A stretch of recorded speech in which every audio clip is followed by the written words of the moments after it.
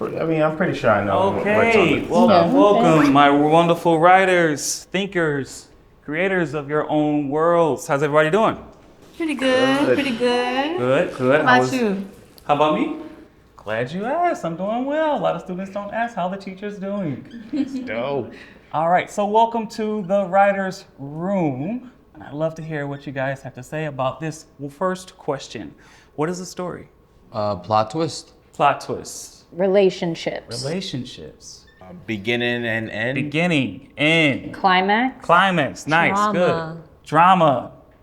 Enticing incident. Character growth. Character growth.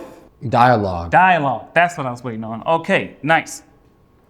Storytelling isn't just about plot twists, dialogue, and all the other amazing things you mentioned. It is about those, but not just those. What it's mainly about, at the center, is truth. It's the truth we hide, it's the truth we reveal, and it's the truth we discover. It's about creating a world where the audience gets to experience the what each character is feeling. As a storyteller, you are given the opportunity to give the audience an escape from their reality and the ability to live in the world that you are creating, to empathize with the characters and situations, to see bits of themselves in the world you build. Lucy. Yes. What is love? That's a loaded question. No kidding. That's like asking someone to summarize every novel ever written. Or every mistake we've ever made. Love is putting effort into something even when it's hard, hoping that it means something. How about love for another person?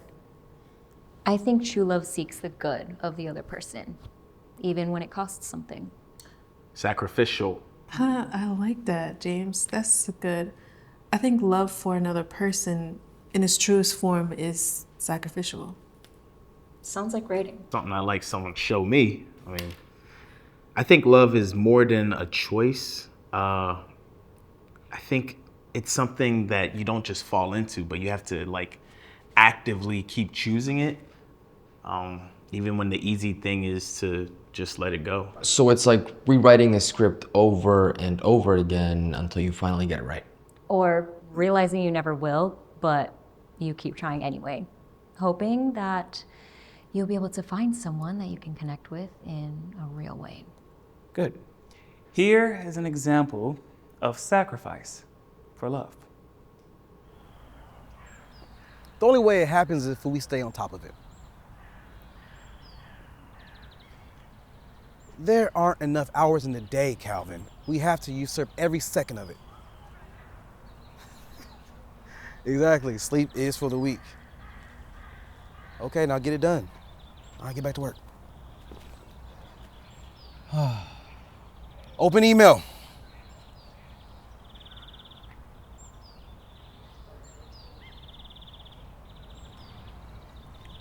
What the hell?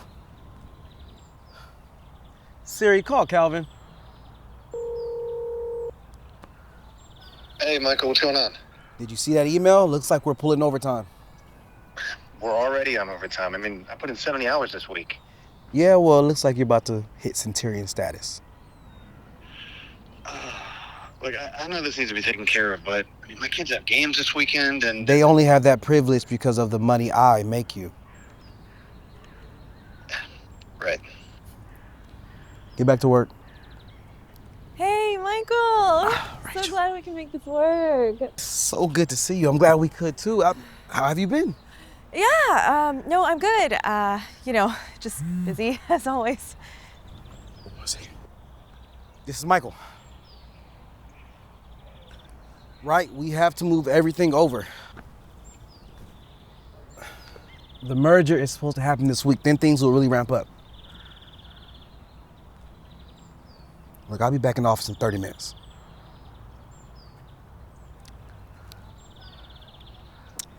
Sorry about that. No worries. So, you were saying? Yeah, no, I was just saying things are super busy, but you know how that is. You aren't kidding. We've been growing like a wildfire. Yeah? As you probably just heard, we're about to take over 2 companies. Wow, that's incredible. I mean, you just started that company, what, 3 years ago? 2.5. But yeah. You know, honestly, sometimes I don't know how we got here. Well, obviously, a lot of hard work and dedication. Yeah, I know what you mean, though. Feels like forever in the moment, but when you look back at it, feels like we just left school yesterday. It certainly does, but it wasn't yesterday. I mean, you're looking pretty old now, so, you know, wrinkles on your hands and We're stuff. the same age. Excuse me. Oh, man. So, how is everything? You're what, Miss Vice President now? Yeah, no, things are good. I really love my company, and there are a lot of great people I get to work with every day, so. That helps a lot. When your coworkers are a pain, it makes every day a headache. Yeah, no, I'm pretty lucky. But honestly, it's been a little overwhelming. What is? Just business and everything that goes along with being in charge. Really? How so? One thing is time. There's just not enough time to do everything. I have the answer to that. 80-hour weeks. That helps.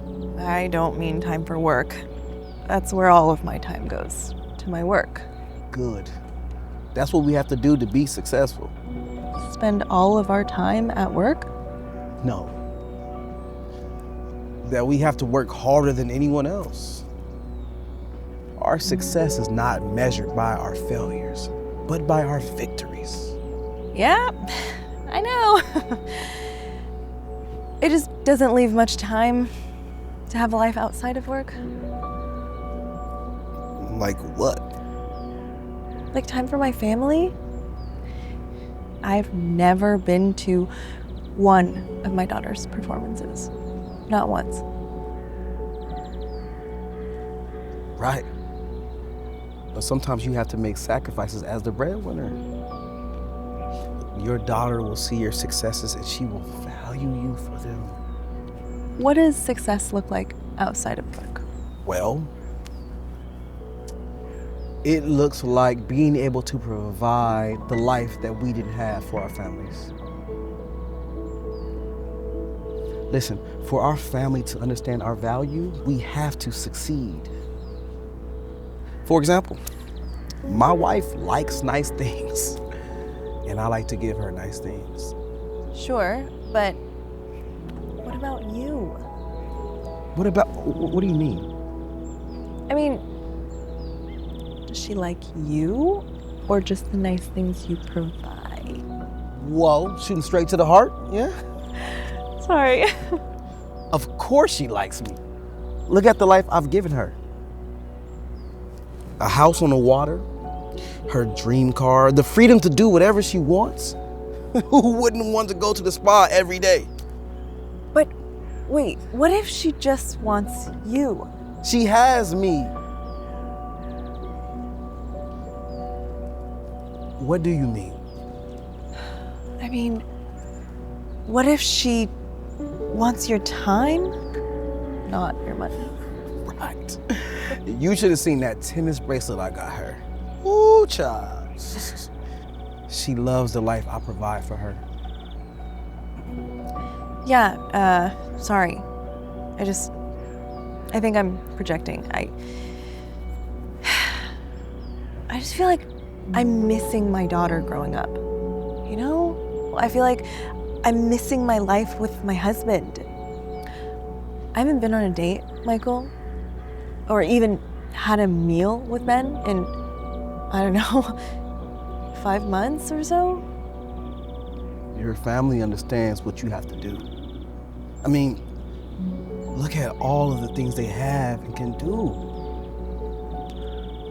Why don't you just get him something nice? he just wants my time.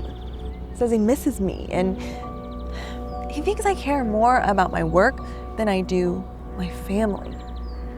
But I only work so hard for them. Exactly. You have to do what you have to do. But at what cost? What's that supposed to mean? There's a cost to everything, Michael. Sometimes I feel like the cost of my work will be my family. Rachel, your family is where they are because of your work. If you didn't make the money you do, how would you just give them the life that they deserve? This is our contribution to our families. I get that. But honestly, Michael, we haven't been happy in a long time. When I think about it, it was probably about a year after I started this job that things started to shift. Shift? How so? Well, I started working more, spending less time at home, and now when I am home, I'm in my office. Ben just started to feel more and more distant. Amy and I, we used to have such a great relationship, and now all we do is yell at each other. She's growing up so fast. I feel like I'm at the end of my rope, and I have nowhere else to go.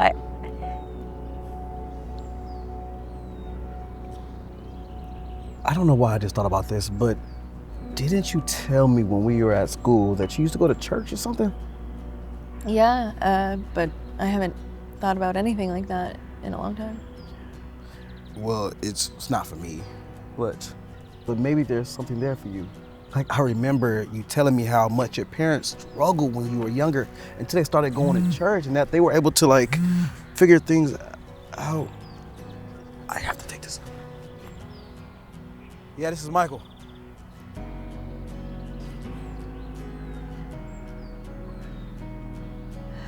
God, I know it's been a long time, but I don't know what else to do. My family is falling apart, and everything I thought would make them happy isn't. Help me, please.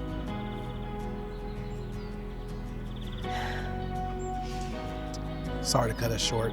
Oh, yeah, no, me too. Thank you, Michael. Seriously, as always, it's great to see you. It's good to see you too, Rachel. Take good care of yourself, Miss Vice President.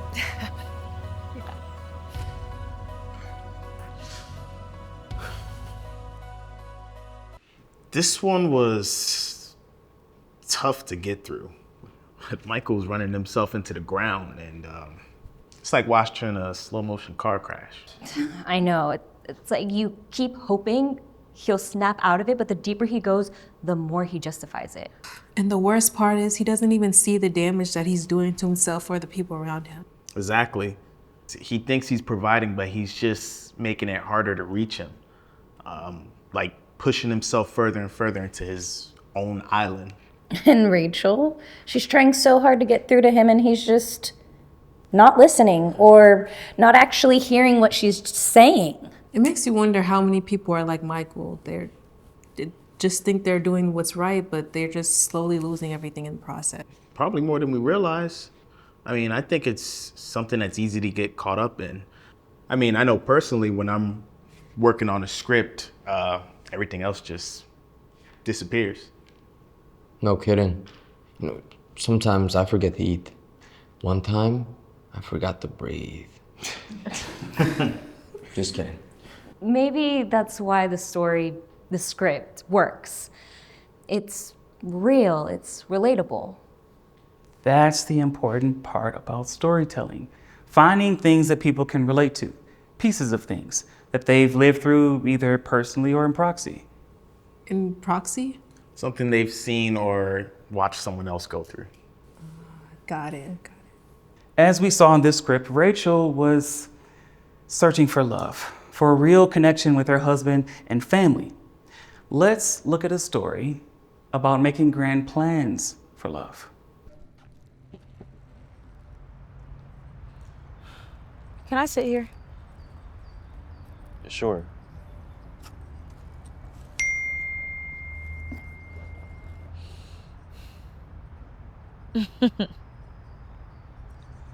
Are you serious? Who does? You know what? Okay. Fine. It's not like I care. Anyways, Sin. You are a jerk. Don't talk to me anymore.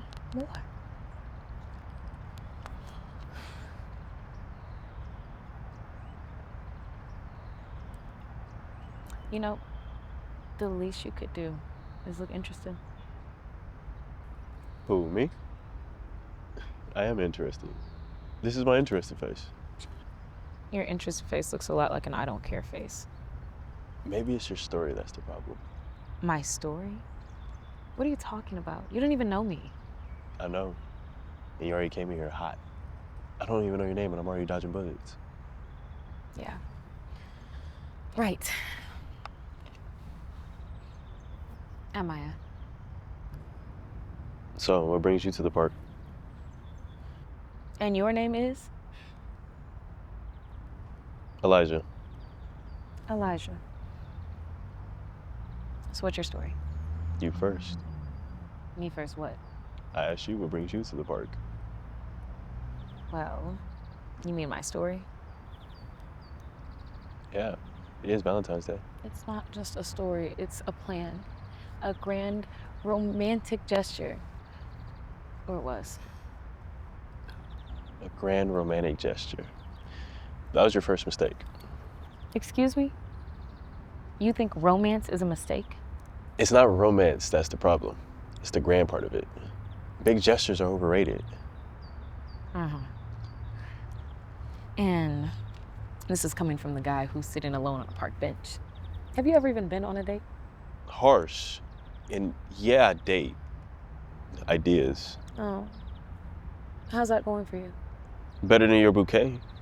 Those things look they've been rejected more than my poetry.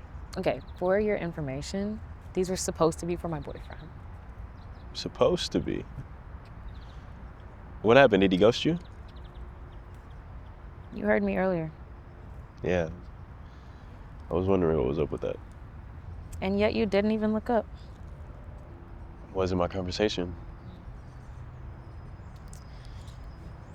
Well, he dumped me over text on Valentine's Day. That's harsh. What did the text say? It said... Let me guess. It's not you, it's me. No. Maya, you're great, but I need to figure out how to do life without you. Sounds like a winner. Nothing says self-discovery more than breaking someone's heart on a commercial holiday. Exactly, and the worst part is I had this whole grand plan. I mean, I had dinner reservations and a scrapbook with all of our favorite memories and this stupid bouquet.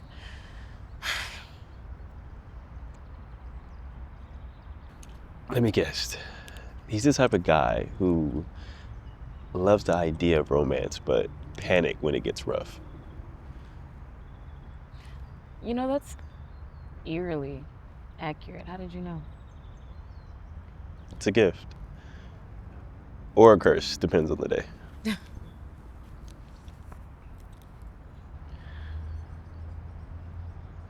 So,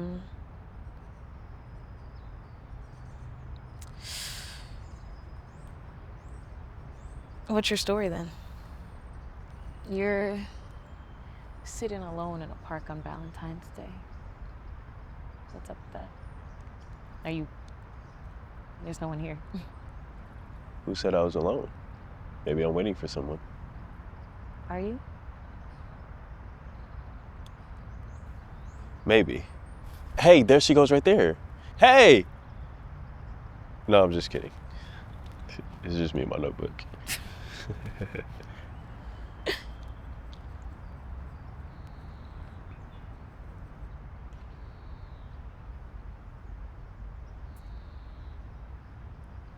So, why are you here alone? Why not? People put too much pressure on Valentine's Day. Love isn't about grand gestures, overpriced chocolates, stuffed teddy bears.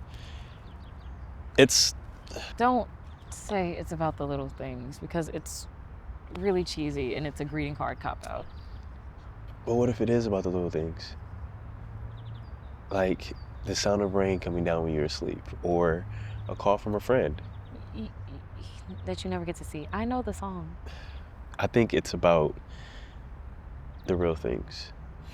The beautiful, messy, but complicated things. Spoken like someone who has never been in love. Maybe I'm just a poet. Okay, Andrea Gibson. Who? She wrote Maybe I Need You. No idea. But I have been in love. She just didn't love me the way I loved her, you know? Oh. Sorry. Don't be. Unrequited love builds character. You sound like my grandma.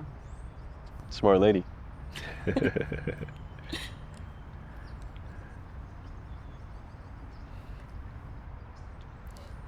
Do you think love is worth it? Absolutely. Even when it hurts. Especially when it hurts. Love isn't about running away from the pain. It's about choosing someone, flaws and all. And trusting God too, with the rest. You believe in God? Don't sound so shocked. I may be cynic, but I'm not a hopeless. So you think God cares about love lives?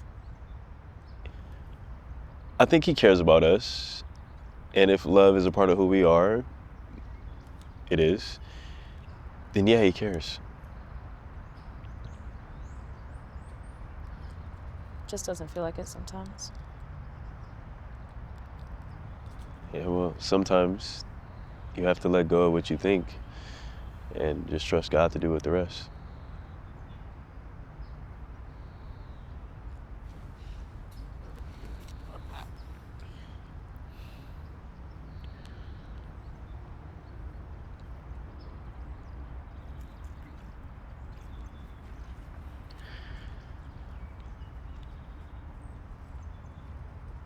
You should block him, by the way. Trust that God has something better for you. Someone better for you. Sometimes letting go of the past and the people who don't care about you allows space for... Something real? Exactly. Maybe this wasn't such a terrible Valentine's Day after all. Well, stick around. It might just surprise you.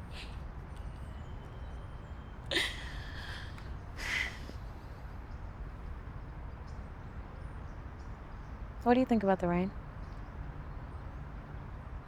What are you, a meteorologist? No. No. It's just a random question I like to ask people. Interesting, okay. I think it's inspiring. Like, the way it makes everything softer, quieter. Like the world's being put on pause for a moment. You know, you're such an artist. Everything is a metaphor to you. A little bit. What about you? You look like a planner. Everything has to be perfect, right? Guilty. I just hate when things don't go according to plan. Well, that's life, though. It's messy and unpredictable. Yeah, because I definitely wouldn't have predicted this. Well, sometimes the best moments happen when you're not looking for them. When you take yourself out of the plan and let God do his work. Like meeting a stranger in a park on Valentine's Day. Exactly. Case in point.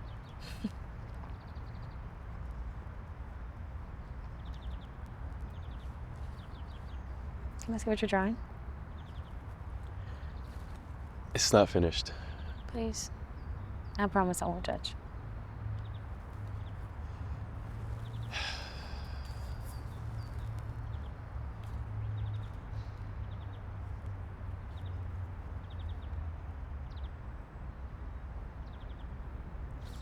Is this me? Yeah. You're interesting to draw. Interesting. Interesting sounds good. Don't let it go to your head. But you are extremely talented. You show your work anywhere? I've thought about it, but I don't know. It's like letting people see you. What if they don't like it? Okay, but what if they love it? I don't think you should be scared. You just gotta go for it. Okay, maybe you're right. I'll give it a shot.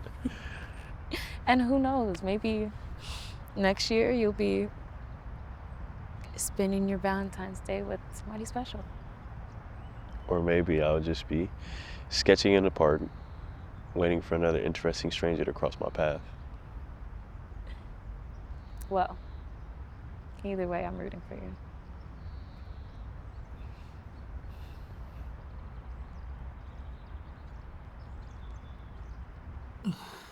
This one broke my heart. I mean, Maya had this big plan and then bam, she gets dumped. Over text. Brutal, but kind of hilarious in a sad way. It's only hilarious because we get to watch it and not experience it. I've been dumped over text one time. And? I don't want to relive that year.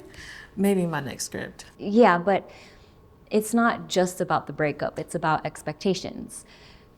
She thought love was supposed to look a certain way, and reality showed her it didn't care what she thought. And then there's Elijah, who's just sitting there, being present. No speeches, just listening. Which honestly was kind of refreshing. Usually in movies, there's someone that's coming in and trying to be the savior, you know? But here, just understanding. It made me think love isn't about doing, it's about being. About being? Ooh, sounds very poetic, Shania. What can I say? I'm a deep thinker. Good insights. All right, let's switch off the topic about love a bit and talk about something we've all experienced.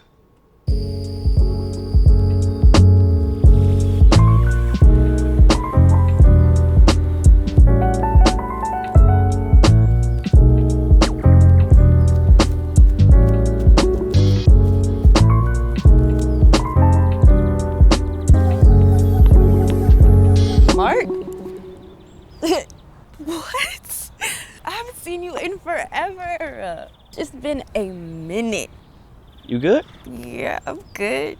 Better question is, how are you? You know me. I'm all right. Okay, well, it's been a minute since I've seen you, so where have you been? Just been busy, you know. My class schedule is pretty heavy, and on top of that, work. Just doesn't leave me much time for myself. No, I definitely understand that. I mean, for some reason, I decided to double major this year. That's because you're an overachiever. That or just indecisive. What's been going on, man? You know, just living life.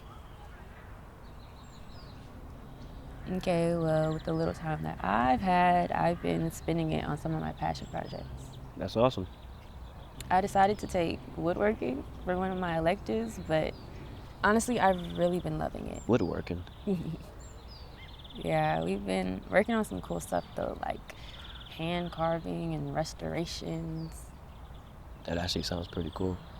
It's honestly been amazing to see those transformations. Like, to see how we can take something that's so damaged or broken and turn it into something beautiful.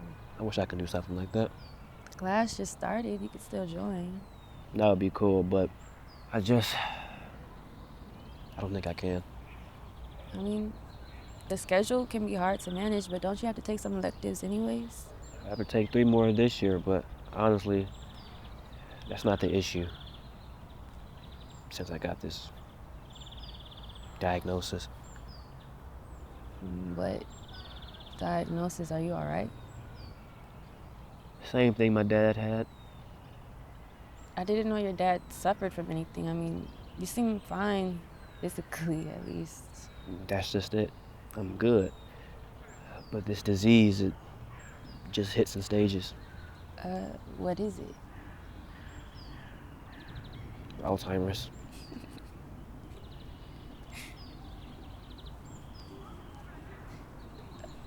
I feel like you have a long time before you're that old.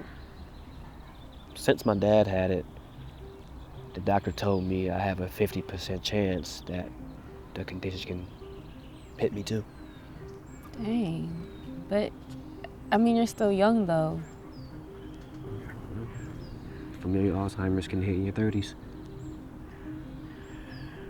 I know I have some time, but it's not that far off. Wow. Sorry, Mark. Yeah. I just keep thinking about it. Then I start spinning. What if it does hit me? How is it gonna look? Will it affect me the same way it did my dad? On and on, I just can't stop thinking. That's hard. How did it affect your dad? The main ones that I experienced with my dad were anger and depression. Then pretty soon he just couldn't remember things. I had no idea. I don't remember ever seeing that side of him. Yeah. He did good at first, but then he just couldn't control it anymore. You think that's gonna happen to you, huh? I don't know. But now I have this constant fear that anything might trigger it. Or it's the reason why I'm responding in a certain way. What do you mean? Sometimes I just can't find the right words I'm looking for. My speech feels foreign in my own mouth. Other times I just snap, which is then typically followed by this overwhelming sense of I couldn't handle it. That one day, I won't be able to stop it. It's like everything I do anymore is I'm second guessing whether it's coming from me or something else. Well, frustration is a normal human emotion, and I get frustrated sometimes too. And stress can manifest itself in a lot of different ways. Yeah, but this is a little bit more than stress. Maybe, but honestly, I snap sometimes too. And from the outside looking in, it probably seems like I have no reason to, but the stress of carrying all that has got to be taxing. I'm sure it can definitely cause some of those symptoms. Sure, but when you snap, at least you know it's you. That's not being caused by something you can't control. Do you remember my grandma? Of course. She was 100% grandma. Her house always smelled like cookies. Yeah, it did. She passed from breast cancer a few years back. I remember. Yeah. The thing is, when she got her diagnosis, we had no idea until she was in the hospital about to pass.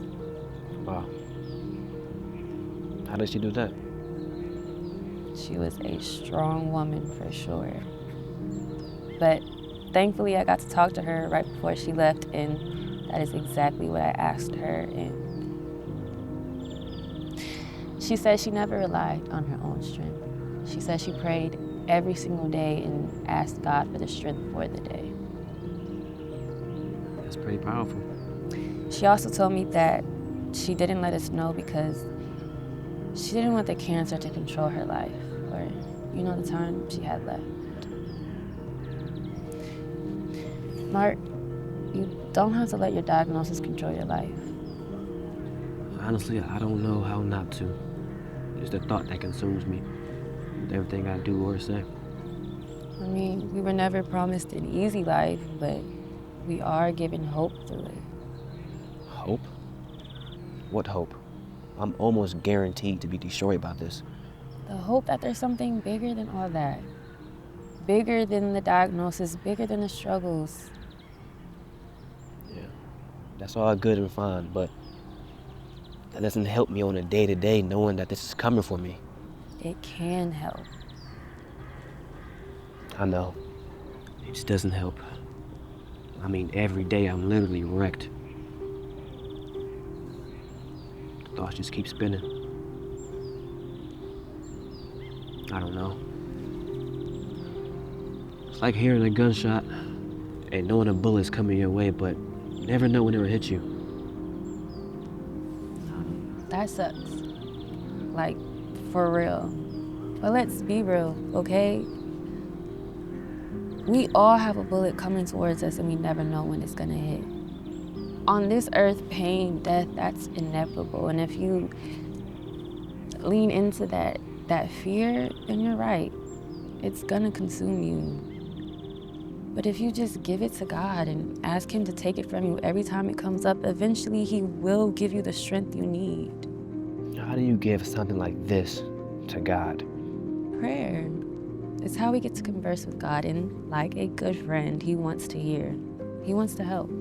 So just tell God that I think this sucks and that no matter what I do, I can't escape this prison. Yes, actually, exactly. Tell Him exactly that. Ask Him for help and then make the decision to trust what He's going to do. He can break down prison walls. I don't know what that means. To trust what He's going to do. It means to stop leaning on your own understanding of the situation into what you know is coming for you. That every time those thoughts start to creep up into your mind, pray. Ask Him for strength. Ask Him for the strength to not let it consume you. I guess that makes sense. But it just always feels so close. Like I can feel the cold, grim hand of fate trying to strangle out any joy. Anytime I feel joy, I'm pulled back in. I'm overtaken. What happens when you turn on a flashlight in the woods? That's random, but it brightens up the path so you can see. Right. As long as that light is on, the darkness can't overtake you. Darkness is held back by the light. You saying I should just shine a flashlight in the woods when I'm feeling overwhelmed?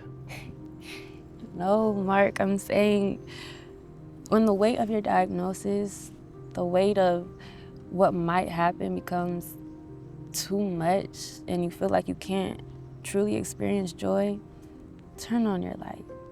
Pray, ask for strength, and honestly, ask for joy separated from the unknown.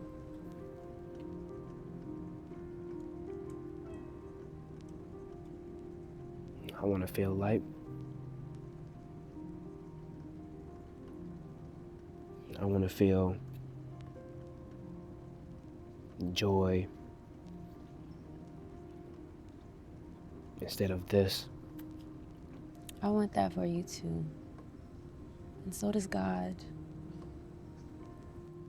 Thank you for that.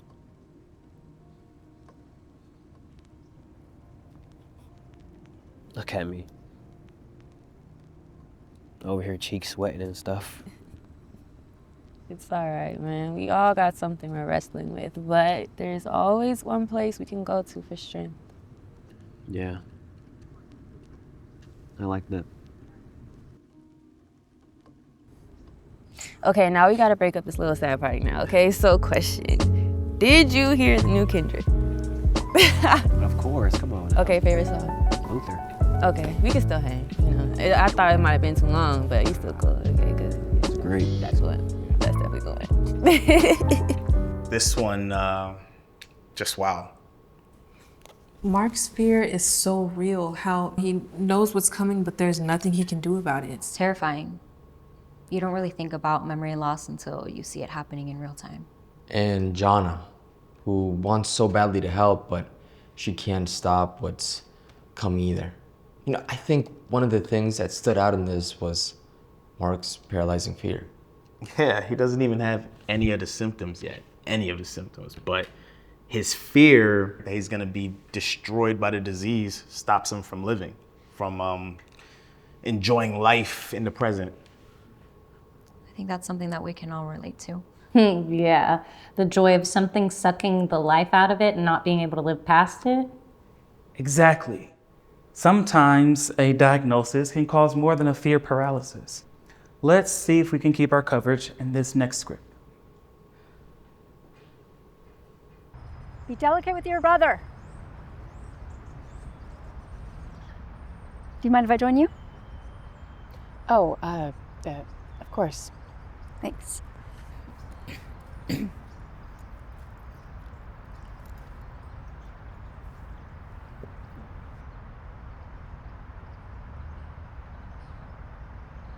Kids are having a blast. Yeah, they always seem so carefree. Kids are good at that. If only we could hold on to some of that as adults. If only. Oh, sorry, my name's Layla. Rose. Nice to meet you, Rose. Likewise. How old are your kids? The little one is 9 and the taller one's 11. Fun ages. Rowdy ages. I can only imagine. Do you come out here often? Yeah, the kids love the swing, so we try to get out here as much as we can. Not as much as I'd like with work and everything, but we do what we can. That's nice. That looks serious. Oh, this? No, it's nothing. It's just paperwork. Ah, the worst kind of work. You're not kidding. So what do you do for work, Rose? I work for the school system. Oh, cool. Are you a teacher? Cafeteria. Oh. I'm the head chef, I guess you could say. When I was a kid, my favorite thing to do was get a giant cookie and ask them to put it in the microwave for 10 seconds. That's a great idea. Yeah, warm, gooey chocolate chip cookie. I mean, what can be better than that? Maybe a cold glass of milk to go with it? Oh, lactose intolerant. A cold glass of almond milk. Yes, a tall glass of almond milk and a warm, gooey chocolate chip cookie. Oh. So what do you do to feed the hungry masses? Oh, it's just some meal plans. Okay. So what do you do for work?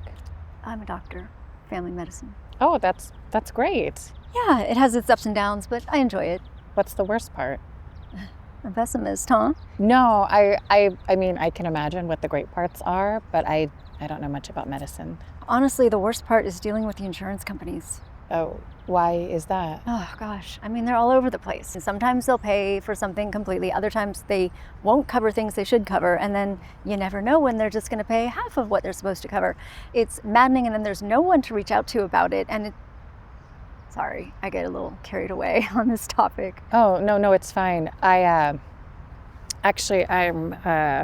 kind of dealing with that now.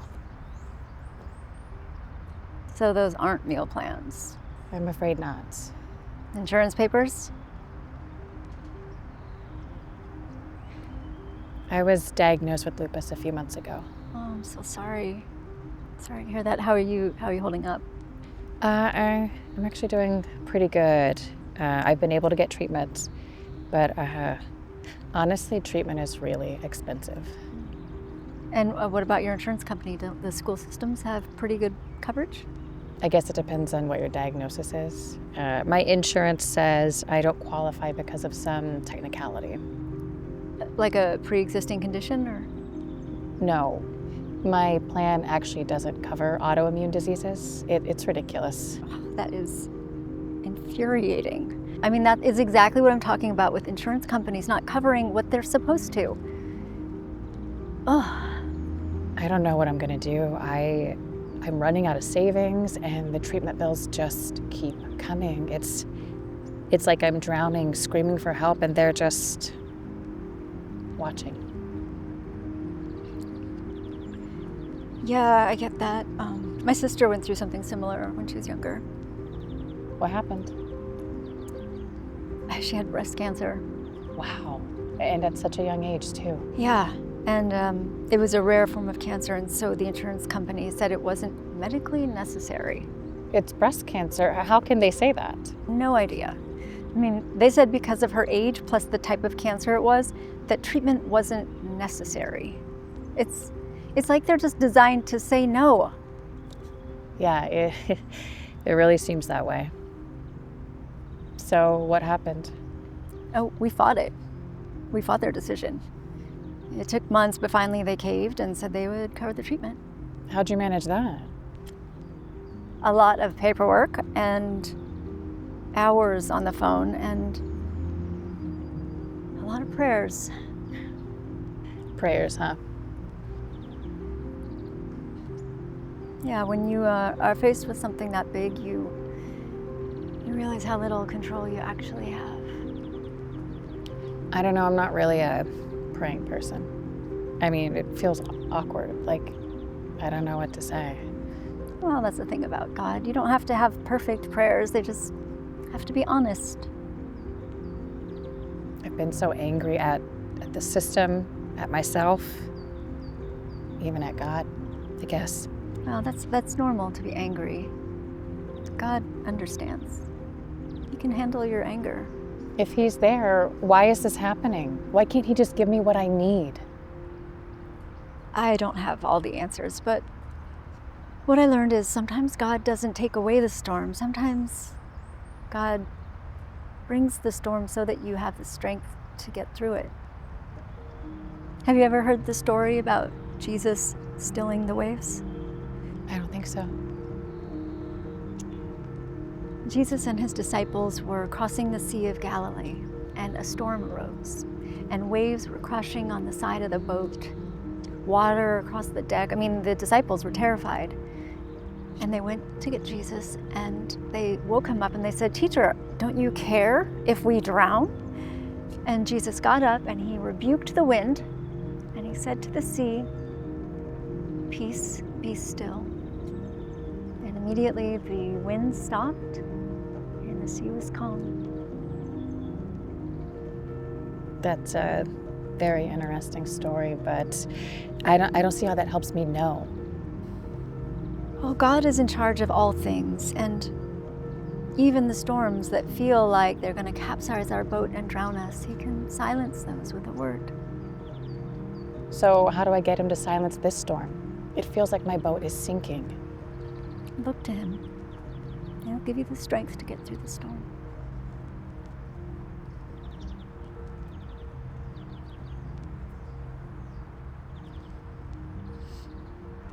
I don't know if I have that kind of strength. That's why you don't do it alone. You ask him. See my kids over there? They don't worry about food or bills. They trust us to take care of it. Must be nice. It is.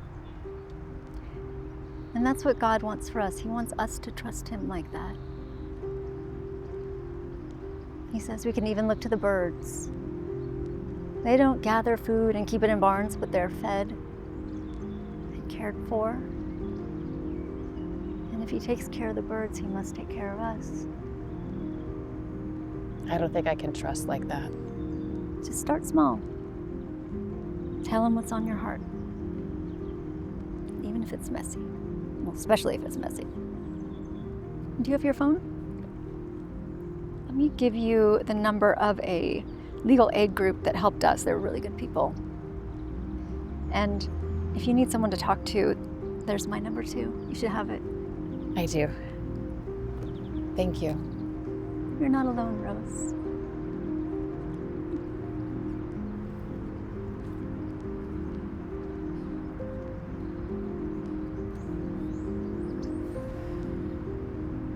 I don't even know if you're listening, but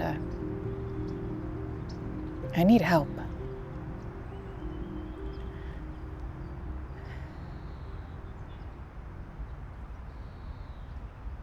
This one made me want to scream. The way Rose is just getting denied by the system, it's infuriating. And knowing that this happens in real life makes it even worse. That you don't qualify line, like what does that even mean? It's her life. How does she not qualify? And she continues to fight to try to find a way even though it's exhausting. She shouldn't have to fight for that though. That's what makes it powerful. It makes us uncomfortable because it's unfair. I think it's something that we all deal with. Maybe not getting denied necessarily, but having to deal with insurance. Or paying a ton each month for insurance, yet having to pay again when you need the care that it's supposed to cover. Okay, I think that is a subject that can get us all into a bit of a heated mood. So here's one with a funny name, but a good story. Pigeons. Hey. It's official. I hate pigeons. Is this something you just decided now? No, I've always hated pigeons. It's just I feel it so deep in my bones right now. You know what I'm saying? Oh yeah, like a real earned hatred. Exactly. Look at them. That one over there. He's plotting. He is. He's just eating a Cheeto. Relax. Now, that's what he wants you to think. Come on, pigeons don't have deep thoughts, Ezra. They have survival thoughts like, can I eat this? Should I fly away? Or, hey, look at that freshly washed car. Let me poop all over it. That's it. That's exactly why I don't trust them. Zero nuance. You really need to let some things go. I let plenty go. Just not pigeons. You're really gripping onto this pigeon hatred, huh? Like a drowning man holds onto a log. I'm just saying, they got a real scam going here. Free food, no rent. Nobody expects them to do anything responsible. You're jealous of the pigeons. Look, I'm just saying, if I get to come back in the next life, I want it to be part of this racket. You know, I've been thinking about something deeper than that. Something deeper than birds? I thought our conversations just stay on the surface level. We have like this unspoken agreement that we don't talk about any real stuff. Yeah, I mean, that's exactly right. That's why we're not really having this conversation and becoming better friends through the process. Sounds like a great greeting card. Go ahead. I just never expected you to be the introspective type. So I've been reading, and it turns out that no matter what happens to us, we carry unfinished business. You know, something that we didn't quite figure out. Makes sense. Explains my second marriage. That's your unfinished business you have? No, that's just the mistake I didn't finish making the first time around. Ha! Oh, that's good. Seriously though, what do you think your unfinished business is? Oh, I can tell you right now. All right, well, let's hear it. Letting everything go. Nah, that's too broad. All right, fine. I expect life to be fair. Life's not fair, Jonah. What? My parents, that's what they used to always tell me growing up. Life's not fair. Get over it. Or life is hard. Get a helmet. Although, I'm not quite sure how that one's supposed to help. Yeah, it doesn't sound very helpful at all. But I mean, think about it. I mean, people leave you alone, but they admire you. You can nap all day if you want to. Your only job is to look slightly disappointed in people. Are we talking about you or the pigeons again? Because I feel like you already do that. The birds, of course, yeah. You know what I mean. Honestly, I don't. I guess sometimes I just envy the animals. You know, they don't have to worry about going to a job they hate, what clothes they wear, their car breaking down. Ezra, look at you. It's obviously you don't worry about what you wear. Nice. But do you really think being a bird's gonna help you find that spark for life again? The right answer is no. But I mean, think about it. No bills, no responsibilities, They just fly around and steal a stray French fry from some kid. So you want to be a bird so you can steal from poor, helpless, innocent children? Not steal, redistribute. You know, you think about it, the birds are like the Robin Hoods of the park. They take from the slightly overfed and give to the... To the equally overfed? I mean, I have never seen a malnourished pigeon, besides the ones in Vegas. That's a different story, though. That's because they have a system. They're playing the long game. We think they're dumb, but look at this. They got a well-oiled operation here. You know, you seem a little too impressed by these pigeons, my friend. I just appreciate efficiency. I mean, look at me. I work hard and pay my bills, and what do I have to show for it? A sore back and a coffee addiction. Hey, maybe that's your answer right there. You just got to start going to all these different parks, eating stray food off the ground, and seems like that'll solve all your problems. Don't tempt me. With the way inflation's going, that just might be my retirement plan. Yeah. You ever feel that you're missing something, though? What do you mean? So you talk about the grind and the cycle, but maybe there's more to life than just pushing through and surviving. There's something more. Jonah, if you're about to pitch me on some multi-level marketing scheme, I swear to God. No MLMs here, and I promise. At least not right now.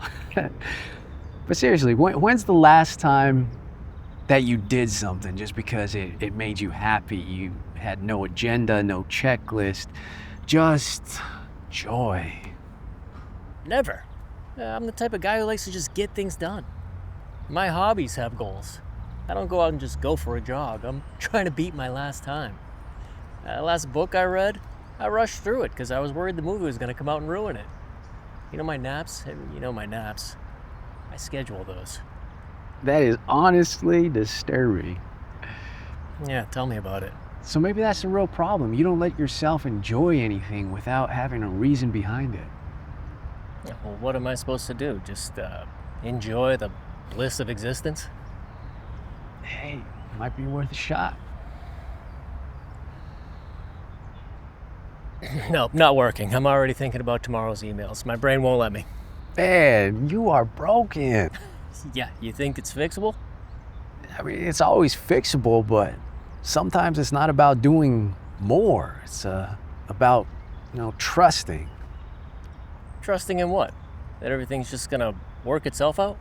No, take the kids, for example. They trust, they believe, they wake up every morning expecting good things. When did we stop doing all that? I was 13 years old. I got my first job April 15th. My taxes were due. I waved goodbye to my childhood. That's when. It's a valid point, my friend. But no, I mean, think about it. We get so wrapped up in trying to control everything that we forget that we're not supposed to. Makes sense in theory. So what? I just stop worrying, hope for the best? Not just stop worrying, just also trusting. There's a big difference. Trusting in what? That everything's just gonna magically work itself out? Trusting that you don't have to have all the answers, and that maybe, just maybe, there's a bigger plan at work, and we don't have to kill ourselves, to control it all. Sounds nice in theory. It's nice in practice, too. It's hard, but nice. All right, I'll think about it. But if this whole trust the process thing doesn't work out, I'm buying a one-way ticket to full-time pigeon life. Hey, if that happens, I'll be the first to visit you. I'll even throw you a Cheeto or two. Yeah, I'll hold you to that. But seriously, though, you think that being a bird is gonna help you find that spark for life again? No. It just seems more peaceful, Maybe instead of looking at the animals, we should start following the children's example. Why? Well, first off, in the Bible, in Matthew, it says, unless you become like a little child, you'll never enter the kingdom of heaven. Great. So now you're telling me I'm not gonna go to heaven and I'm gonna be stuck in some corporate hell for eternity? Yeah. No, man, I'm kidding. What I'm saying is we need to start trusting God, like children trust their parents to provide them with what they need. My parents have been gone for a long time, and they stopped helping me out long before that. You brought up about how the birds have it so easy. That reminds me that Jesus said that we should look unto the birds. Even though the birds don't store their food in barns, God feeds them and takes care of them. Yeah, well, there you go. Even God says I should be a bird. You're stuck on this bird thing. Now, what I'm saying is that God provides for the birds, and until we could let go of our need to try to control everything and start trusting like children, God will do the same for us. That'd be nice. Not always easy. Sometimes it's exactly the opposite. Yeah, how so? Man, when I have problems and I try to fix them, I just end up making a huge mess out of things. Not at first. At first I have it all under control, but then it gets to this point where it's just too much. And then I start to think that maybe it's not about fixing it, but about trusting that I don't have to do it all alone. That's a solid theology, my friend. It took me long enough to get there. Yeah. But hey, you got there. Yeah.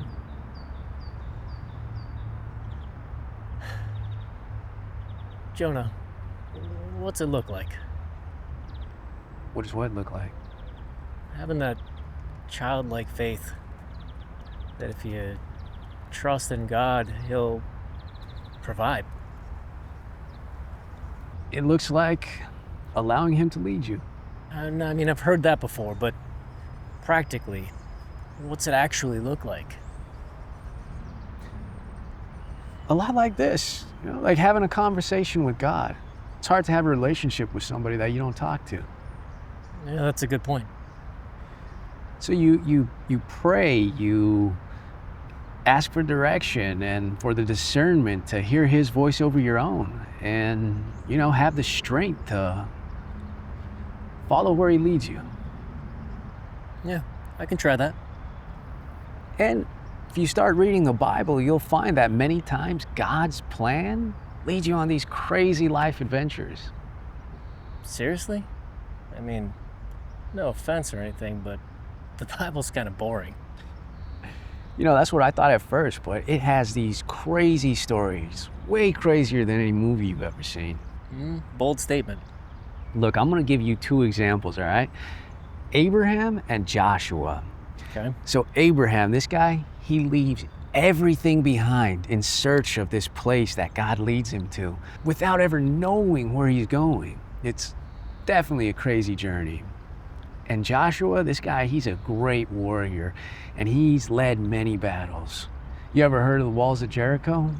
The Walls of Jericho. Makes me think of the old school wrestling move. Oh man, Monday Night Jericho, the great times. But let me get back to it. So Joshua, this guy, he doesn't go into battle with a normal battle plan. God tells him to march around the city for 7 days, and on the 7th day to play trumpets. So they do that, and then the walls, they just come crashing down. That's in the Bible? Yeah, that and plenty of other crazy stories just like it. Interesting. Yeah, so when you start praying and you start reading and understanding His voice, He'll help you to understand where He's trying to lead you. And I think that then you'll help find that spark for life again, And hey, you got me. I'll answer any questions you have, and if I can't, I'll try to make sure to point you in the right direction. Thanks, Jonah. You're a good friend. Yeah, and maybe it'll help you to let go of all that hateness you have towards those poor pigeons. Maybe. That would really take a miracle.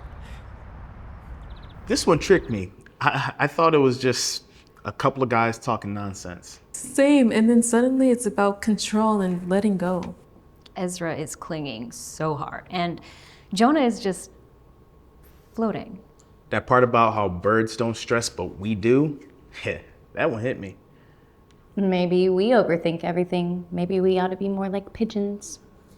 Or maybe we just need to trust more. Stop gripping so tight. I don't necessarily think I'd like to be a bird. Having to beg for some half-eaten potato stick. But the freedom that would come with not having to worry about things, that sounds nice. Honestly, I just want to soar among the clouds. Be able to escape the troubles of the ground, even if only for a couple minutes at a time. All of the troubles of the ground come in the forms of relationships and how we perceive ourselves within those. Our final film explores the dynamics of fatherhood in a way that is often thought about, but not necessarily as readily talked about. Mind if I join you? Oh, hey, Chester. Yo, what are you doing here? I always come here to let the kids play. What about you? You know, I come here every morning, just feed the birds at the park. No, you don't. Yeah. How old are you? Hey, it's good to see you, man. It's a nice surprise. Yeah, brother, you too. But for real though, why are you just sitting here looking out into the distance like you're waiting on someone to come take your picture? You know, I'm practicing modeling look, the whole look out into the distance thing. That model look is ugly in your jump shot. Quit playing, man. You know I schooled you in one-on-one last week. Just wait until we play again next week. The gym has never seen moves like mine. Yeah, you're not kidding. I don't think anybody should see those moves. But for real, what are you doing? You know, just out here getting some air and quiet. Get out the house for a bit, you know? With 2 kids at home, trust me, I get it. That's why I come here too. Get them out of the house while some random kid at the playground unintentionally babysit them. What are you talking about? If I bring them to a park, there's typically always some other kids who they end up playing with, which means I don't really have to pay too much attention to them. Free babysitter? All while you look like a great dad for taking your kids to the park. Don't worry, I'll teach you all the things you need to know.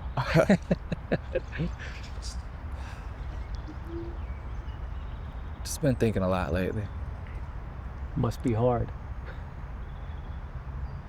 What about? I don't know, just reflecting, I guess. Okay, Mulan, what have you been reflecting about? Mulan? Yeah, you know, because she has that song about a reflection. Terrible. Terrible. It was pretty bad, I know. I just thinking a lot about fatherhood. It's a big one, man. You know, you have your kids and they know who their dad is. My daughter still has her real dad, and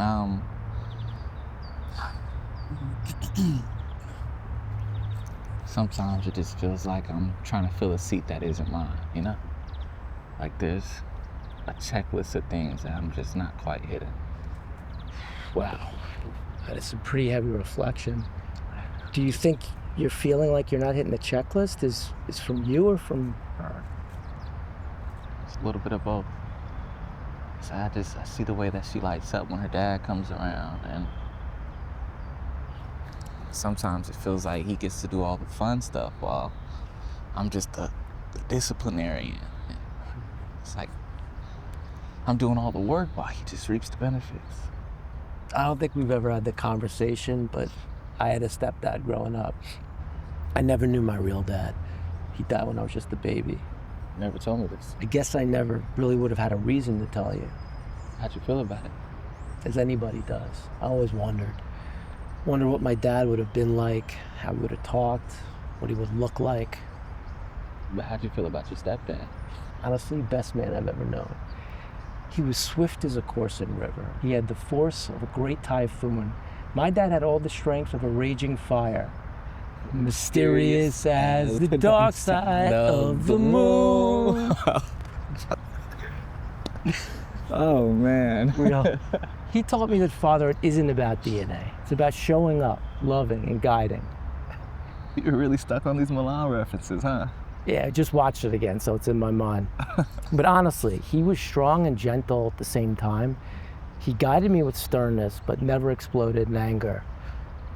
And his love for me was, you know, it was something that no matter what I did, I never doubted. You know, I understood that is unconditional. Sounds like a good man. My dad was around, but he was more of a shadow than a presence. I'm sorry to hear that. No, it is what it is. It's weird, you know? It's like, how do you learn to be a father when you didn't have one to model after? Well, I've found that fathers are not just the blood that bore us, but we can find the essence of fathers everywhere. Coaches, uncles, friends, even in the cracks of failure where we learn what not to do. How does failure teach you to be dad? Oh, trust me, brother, I'm constantly failing as a parent. Yeah? Definitely. Let's take this morning, for example. I was working, was on emails and a conference call at the same time. Kayla was trying to make herself breakfast.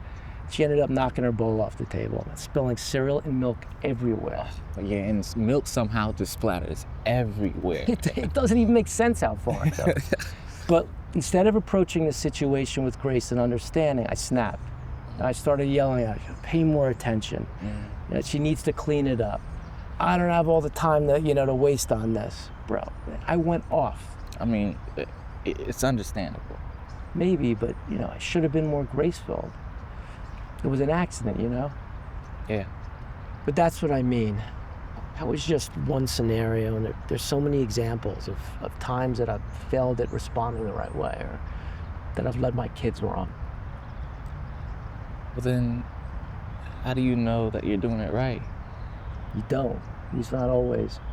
My stepdad used to say, being a dad means planting seeds you might never see grow. It's faith. Faith. Faith in what? Faith that you're doing the best you can and that God will work it all out. Sounds a lot like hope. It is, but it's also freeing. You're not called to be perfect. You're just called to be present. Wow. I don't know, it's just sometimes it feels like no matter how present I am, I still wonder if I'll ever measure up to her real dad, in her eyes. No one's keeping track. You don't have to measure up. You're supposed to be you. It feels like she's keeping track, or at least comparing the two of us. Who's to say she won't treasure her memories with you just as much? Maybe. I don't know. It's hard to believe it sometimes. Got all these voices in my head that just tell me I'm not enough. Look, the fact that you're even sitting here talking to me about this shows a lot. Shows that you care, right? That you want to be the best you can be for her, for your wife. Really do. It's just... See, that's the thing about fatherhood. It's less about what you see, it's more about what you sow. Hey, look at this guy. He's learning something. Forget about it. That's all I can say in a New York accent. Here's the juice, man. I've learned that fatherhood, that life really is impossible without leaning on God. God? I didn't know that you was a church guy. Not necessarily, but I am a God guy. A God guy? Man, that sounds like a t-shirt slogan. At the end of the day, he's the ultimate father. He shows grace when we mess up. He loves us when we think we're unlovable. And most of all, he tells us that we are enough. Enough. That one hits. Yeah, he's already equipped you with everything you need. It doesn't matter if you didn't have a great father to learn from. You can look to him. That you're already perfectly designed and you deserve all the good things he's brought in your life. You're enough. No, I never really thought of it like that. I've been just trying to do this whole thing on my own, but leaning into God, I don't understand that. It means that you trust him in your weakness. You're not alone, Kyle. But how? Like, how do I trust him? Simple as this. As what? This conversation. So you're just saying I just talk to him? Exactly. But I mean, how do I talk to someone or something who isn't here? Now, I had that same thought, but you can imagine it like God being on the other side of a phone call that you're always dialed into, right? No busy signals, no voicemails. You can just talk to him like you're talking to me. Tell him your struggles, and he will respond. Okay, I mean, I guess it's worth a try. It's always worth a try. You mean like you'll try raw fish? What? That doesn't even relate to this. Right? And no, fish is supposed to stay in the ocean. Come on, man, you have to trust me on this. Fish and chips at Dickie's is something like you'll never experience. I promise you it'll change your life. Wow, confident in it. But I am definitely not eating that, especially after ball. My stomach ain't what it used to be. Okay, I give up. Hey, look, man, I appreciate you talking. Of course. I'm happy to be able to share some of what I've learned. You never know, man. Maybe I'll share some of these skills on the court with you. Get out of here. I thought we've already been over this. That you might as well call me professor, because I'll take you to school. Wow. I can't believe you just said that. Oh, man. Good. Kyle's struggle really got to me. He's trying so hard and he keeps feeling like he's failing. Because he's comparing himself to someone else. But Tristan's line, just showing up, that was everything. The scene where Kyle watches his daughter with her biological dad and feeling like he doesn't belong, that's real. It made me think about my stepdad and how I treated him when I was a kid. And then Tristan talking about his stepdad, how it's not about DNA, it's about presence. Being present is so important. My stepdad was always there for me, for everything. Fatherhood isn't about being perfect. It's about showing up and trying your best. Trusting that God has it all in his hands. Okay, so let's connect the dots. What do all of these films have in common? Identity. Figuring out who you are when things go wrong. Looking towards God for help, even in the moments that may seem too hard to walk through. Loss. The things we can't control. And love. Messy, complicated love. And community. Each of these conversations was between people, not just by themselves. That shows me that our friendships and community is important. That's why we write. Because life is messy, complicated, hard, and wonderful. Truth. Full of joy and sorrow, heartache, but still so full of love. Storytelling, writing, helps us digest it, helps us accept it, and hope for something more. Your assignment: write about something that scares you, something real. Horror films? Might as well call me Titan because I can do horror, no problem. Okay, good to know, but no, not horror, Blaine. So, bearing our souls on paper. Like therapy, but unpaid. Being published and still unpaid. What if I'm not afraid of anything? Maybe, but dig deep. Bravery may mask fear, but remember, bravery is only needed in time of fear. I think it takes bravery to be able to understand our own fears and to face them. Especially in writing, because we have to be able to dissect them and find out the roots. My mom used to tell me, you keep running from the shadows, but have you ever stopped to ask what cast them? Fear isn't the monster in the dark, it's the enemy inside you whispering lies. Face it, name it, give it to God, and you'll see it wasn't as powerful as you thought it was. Okay, on that note, class dismissed. All right, good job, everyone. Thank you for showing up more than just in person. Great thinking, good storytelling. Remember the assignment, don't forget it. See you. Have a good day. Thank you.